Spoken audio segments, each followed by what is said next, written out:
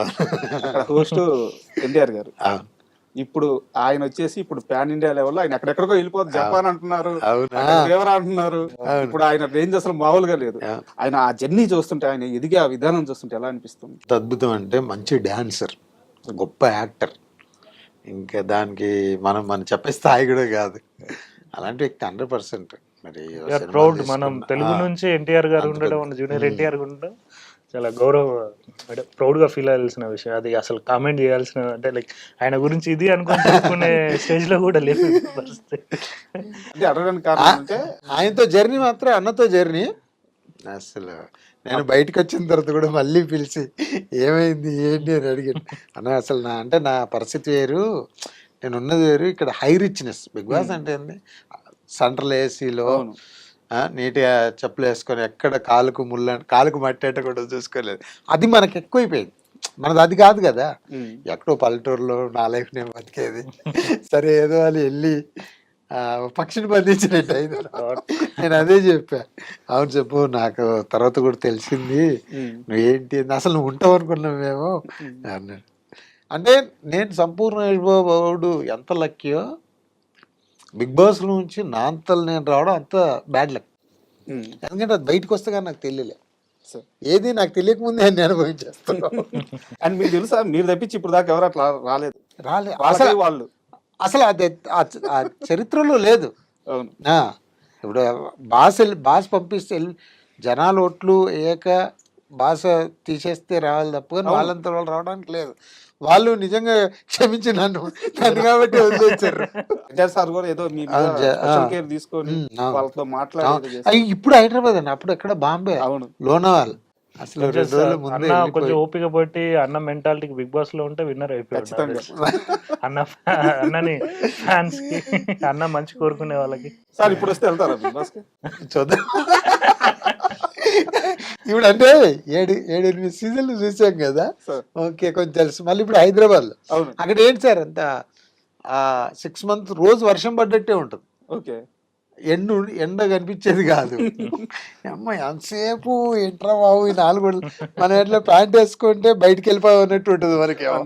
అక్కడేమో డోర్ తీయడానికి లేదు, ఎంతసేపు అందులోనే తిరగాలి.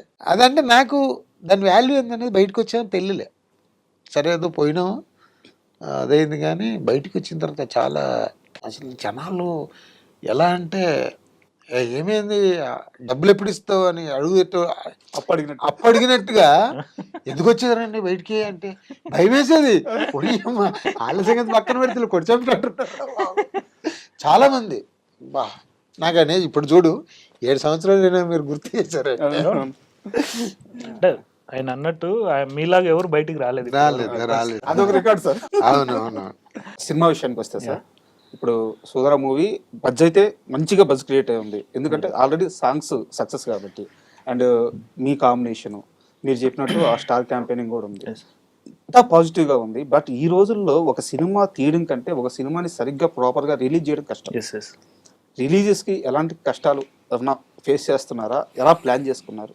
వీఆర్ వర్కింగ్ ఆన్ ఇట్ అండి. రిలీజ్ డేట్ అనౌన్స్ చేశాక ఇండిపెండెంట్ డిస్ట్రిబ్యూటర్స్ కూడా మా ప్రొడ్యూసర్స్ని కాంటాక్ట్ అవుతున్నారు. లైక్ టీమ్ వర్క్ రోజు వీఆర్ డిస్కసింగ్ కదా.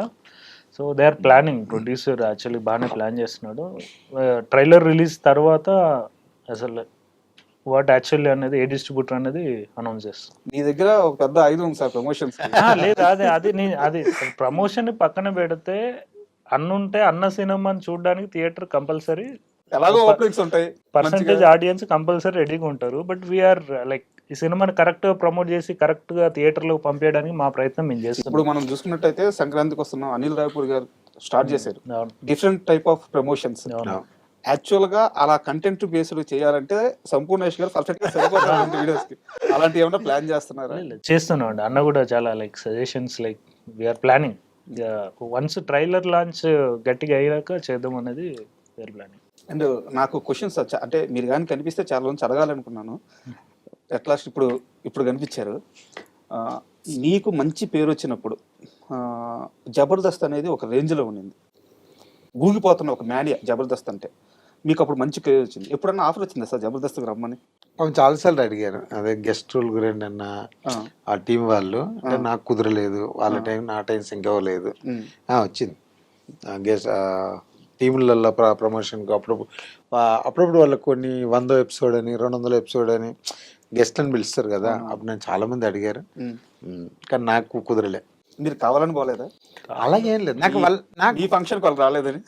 ఏం లేలే, వాళ్ళందరూ నాకు బాగా క్లోజ్. జబర్దస్త్లో ప్రతి ఆర్టిస్ట్ మామూలు పండుగలకు వాటికి మెసేజ్ పెడతారు, ఫోన్లో మాట్లాడతారు. నాకు వాళ్ళందరూ అంటే చాలా ఇష్టం. అది ఎందుకు అందరూ వాళ్ళు చాలా బాగా